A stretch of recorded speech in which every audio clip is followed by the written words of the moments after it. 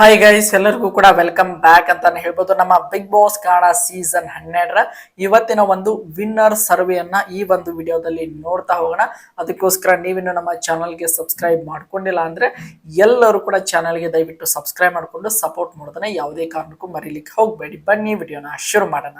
ನಿಮಗೆಲ್ಲರಿಗೂ ಕೂಡ ಗೊತ್ತಿರೋ ಹಾಗೆ ಇನ್ನೇನು ಬಿಗ್ ಬಾಸ್ ಕಾಣ ಸೀಸನ್ 12 ಗ್ರ್ಯಾಂಡ್ ಫಿನಾಲೆ ಕೇವಲ 6 ದಿನಗಳಲ್ಲಿ ಅದ್ದೂರಿಯಾಗಿ ನಡೆಯಲಿದೆ ಅಂತ ಹೇಳ್ಬೋದು. ಈ 6 ದಿನದಲ್ಲಿ ಈಗ ಸದ್ಯ ಬಿಗ್ ಬಾಸ್ ಮನೆಯಲ್ಲಿ ನಿಮಗೆಲ್ಲರಿಗೂ ಕೂಡ ಗೊತ್ತಿರುವ ಹಾಗೆ ನಿನ್ನೆಷ್ಟೇ ನಮ್ಮ ರಾಶಿಕಾ ಶೆಟ್ಟಿ ಅವರು ಬಿಗ್ ಬಾಸ್ ಮನೆಯಿಂದ ಔಟ್ ಕೂಡ ಆದ್ರು ಅಂತ ಹೇಳ್ಬೋದು. ಇನ್ನು ಒಟ್ಟಾರೆಯಾಗಿ 7 ಜನ ಸ್ಪರ್ಧಿಗಳು ಉಳಿದುಕೊಂಡಿದ್ದಾರೆ ಅಂತ ಹೇಳ್ಬೋದು.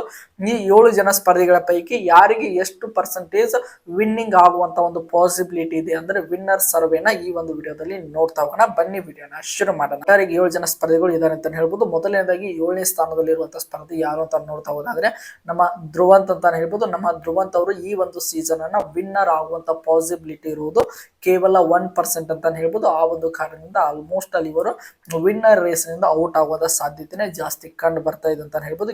ಕೇವಲ 1% ಚಾನ್ಸ್ ಮಾತ್ರ ಈ ಒಂದು ನಮ್ಮ ಧ್ರುವಂತ್ ಅವರಿಗೆ ಇದೆ ಅಂತ ಹೇಳ್ಬೋದು ಈ ಒಂದು ಸೀಸನ್ ವಿನ್ ಆಗಲು. ಇನ್ನು ನೋಡ್ತಾ ಹೋಗೋದಾದ್ರೆ 6ನೇ ಸ್ಥಾನದಲ್ಲಿರುವಂತಹ ಸ್ಪರ್ಧಿ ನಮ್ಮ ಧನುಷ್ ಗೌಡ ಅಂತ ಹೇಳ್ಬೋದು.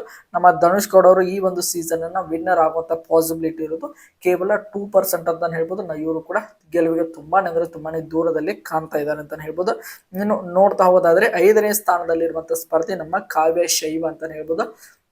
ನಮ್ಮ ಕಾವ್ಯ ಶೈವ ಅವರು ಈ ಒಂದು ಸೀಸನ್ ಅನ್ನು ವಿನ್ನರ್ ಆಗುವಂತ ಒಂದು ಪಾಸಿಬಿಲಿಟಿ ಇರೋದು ಕೇವಲ 3% ಅಂತ ಹೇಳ್ಬೋದು. ಇವರು ಕೂಡ ಆಲ್ಮೋಸ್ಟ್ ಗೆಲುವಿಗೆ ಒಂದು ತುಂಬಾನೇ ದೂರದಲ್ಲಿ ಕಾಣ್ತಾ ಇದ್ದಾರೆ. ಒಟ್ಟಿನಲ್ಲಿ ಇವರು ನಮ್ಮ ಧ್ರುವಂತ ಆಗಿರ್ಬೋದು, ಧನುಷ್ ಆಗಿರ್ಬೋದು, ಕಾವ್ಯ ಆಗಿರ್ಬೋದು, ಇವರು ಗೆಲುವಿಗೆ ತುಂಬಾನೇ ದೂರದಲ್ಲಿ ಈಗ ಸದ್ಯ ಇದ್ದಾರೆ ಅಂತ ಹೇಳ್ಬೋದು. ಇನ್ನು ನೋಡ್ತಾ ಹೋದಾದ್ರೆ 4ನೇ ಸ್ಥಾನದಲ್ಲಿರುವಂತಹ ಸ್ಪರ್ಧಿ ನಮ್ಮ ಮ್ಯೂಟಂಟ್ ರಘು ಅಂತಾನೆ ಹೇಳ್ಬೋದು. ಮ್ಯೂಟಂಟ್ ರಘು ಅವರು ಈ ಒಂದು ಸೀಸನ್ ಅನ್ನ ವಿನ್ನರ್ ಆಗುವಂತ ಪಾಸಿಬಿಲಿಟಿ ಇರೋದು 4% ಅಂತಾನೆ ಹೇಳ್ಬೋದು. ಇವರಿಗೂ ಕೂಡ ಒಂದು ರೀತಿಯಾಗಿ ಗೆಲುವಿಗೆ ತುಂಬಾನೇ ದೂರದಲ್ಲಿ ಇವರು ಕೂಡ ಕಾಣ್ತಾ ಇದ್ದಾರೆ. ಇನ್ನು ಟಾಪ್ 3 ಇರುವಂತಹ ಸ್ಪರ್ಧಿಗಳು ರಕ್ಷಿತಾ, ಅಶ್ವಿನಿ ಹಾಗೆ ನಮ್ಮ ಗಿಲ್ಲಿ ಅಂತಾನೆ ಹೇಳ್ಬೋದು. ಅದರಲ್ಲಿ ಮೊದಲನೇದಾಗಿ 3ನೇ ಸ್ಥಾನದಲ್ಲಿರುವಂತಹ ಸ್ಪರ್ಧಿ ನಮ್ಮ ರಕ್ಷಿತಾ ಶೆಟ್ಟಿ ಅಂತಾನೆ ಹೇಳ್ಬೋದು.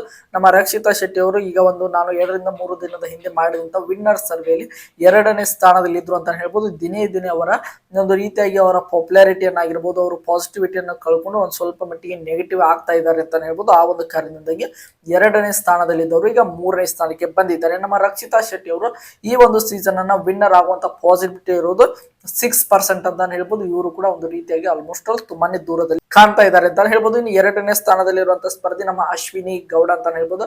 ನಮ್ಮ ಅಶ್ವಿನಿ ಗೌಡ ಅವರೀಗ ಕಳೆದ 1 ರಿಂದ 2 ವಾರದಲ್ಲಿ ತುಂಬಾನೇ ಪಾಸಿಟಿವ್ ಆಗಿ ಕನ್ವರ್ಟ್ ಆಗಿದ್ದಾರೆ ಅಂತ ಹೇಳ್ಬೋದು. ಆ ಒಂದು ಕಾರಣದಿಂದಾಗಿ ಇವರು 3ನೇ ಸ್ಥಾನದಲ್ಲಿದ್ದವರಿಗೆ 2ನೇ ಸ್ಥಾನಕ್ಕೆ ಬಂದಿದ್ದಾರೆ. ಇವರು ಈ ಒಂದು ಸೀಸನ್ ಅನ್ನ ವಿನ್ನರ್ ಆಗುವಂತ ಪಾಸಿಬಿಲಿಟಿ ಎಷ್ಟಿದೆ ಅಂತ ನೋಡ್ತಾ ಹೋದಾದ್ರೆ 11% ಅಂತ ಹೇಳ್ಬೋದು. 11% ಈಗ ಇವರು ವಿನ್ನರ್ ಆಗುವಂತ ಪಾಸಿಬಿಲಿಟಿ ಬಂದು ನಿಂತಿದೆ ಅಂತ ಹೇಳ್ಬೋದು. ಆ ಒಂದು ಕಾರಣದಿಂದಾಗಿ ಇವರು 2ನೇ ಸ್ಥಾನದಲ್ಲಿ ಇದ್ದಾರೆ. ಇನ್ನು ಮೊದಲನೇ ಸ್ಥಾನದಲ್ಲಿರುವಂತಹ ಸ್ಪರ್ಧಿ ನಮ್ಮ ಗಿಲ್ಲಿ ಅಂತ ಹೇಳ್ಬೋದು. ನಮ್ಮ ಗಿಲ್ಲಿ ಅವರು ಈ ಒಂದು ಸೀಸನ್ ವಿನ್ನರ್ ಆಗುವಂತ ಪಾಸಿಬಿಲಿಟಿಯಲ್ಲಿ ಅತಿ ಹೆಚ್ಚು ಪರ್ಸೆಂಟೇಜ್ ಬಂದಿರೋದು ನಮ್ಮ ಗಿಲ್ಲಿ ಅವರಿಗೆ ಅಂತ ಹೇಳ್ಬೋದು. ಒಟ್ಟಾರೆಗೆ ನಮ್ಮ ಗಿಲ್ಲಿ ಅವರು ಈ ಒಂದು ಸೀಸನ್ ಅನ್ನು ವಿನ್ನರ್ ಆಗುವಂತ ಒಂದು ಸಾಧ್ಯತೆ ಇರುವುದು 73% ಅಂತ ಹೇಳ್ಬೋದು. ಒಂದು ಸಖತ್ತಾಗಿರುವಂತಹ ಒಂದು ಪರ್ಸೆಂಟೇಜ್ ಅಂತ ಹೇಳ್ಬೋದು. ಒಟ್ಟಿನಲ್ಲಿ ಆಲ್ಮೋಸ್ಟ್ ನಮ್ಮ ಗಿಲ್ಲಿ ಅವರೇ ವಿನ್ನರ್ ಆಗುವಂತ ಸಾಧ್ಯತೆ ಇದೆ ಅಂತ ಹೇಳ್ಬೋದು. ಈ ಒಂದು ವಿನ್ನರ್ ಸರ್ವೆ ಪ್ರಕಾರ ನಮ್ಮ ಗಿಲ್ಲಿ ಅವರು ವಿನ್ನರ್ ಆದ್ರೆ ನಮ್ಮ ಅಶ್ವಿನಿ ಅವರು ರನ್ನರ್ ಅಪ್ ಆಗುವಂತ ಸಾಧ್ಯತೆ ಇದೆ ಅಂತ ಹೇಳ್ಬೋದು. ಒಟ್ಟಿನಲ್ಲಿ ಇನ್ನು ಬಿಗ್ ಬಾಸ್ ಮನೆಯಲ್ಲಿ 7 ಜನ ಉಳಿದುಕೊಂಡಿದ್ದಾರೆ. ಇದರಲ್ಲಿ ಈ ವಾರದಲ್ಲಿ ಮತ್ತೊಂದು ಮಿಡ್ ವೀಕ್ ಎಲಿಮಿನೇಷನ್ ಕೂಡ ಇರೋದ್ರಿಂದ ಈ 7 ಜನ ಸ್ಪರ್ಧಿಗಳ ಪೈಕಿ ನಿಮ್ಮ ಪ್ರಕಾರ ಯಾರು ಬಿಗ್ ಬಾಸ್ ಮನೆಯಿಂದ ಔಟ್ ಆಗಬೇಕು ಎಂಬುದನ್ನು ನೀವು ಕಮೆಂಟ್ ಬಾಕ್ಸ್ ಅಲ್ಲಿ ಕಮೆಂಟ್ ಮಾಡಿ ಅಂತ ಹೇಳ್ತಾ ಈ ಒಂದು ವಿಡಿಯೋನ ಮುಗಿಸ್ತಾ ಇದ್ದೀನಿ. ಎಲ್ಲರಿಗೂ ಕೂಡ ಧನ್ಯವಾದಗಳು. ಹೀಗೆ ಸಪೋರ್ಟ್ ಮಾಡ್ತಾ ಇರಿ.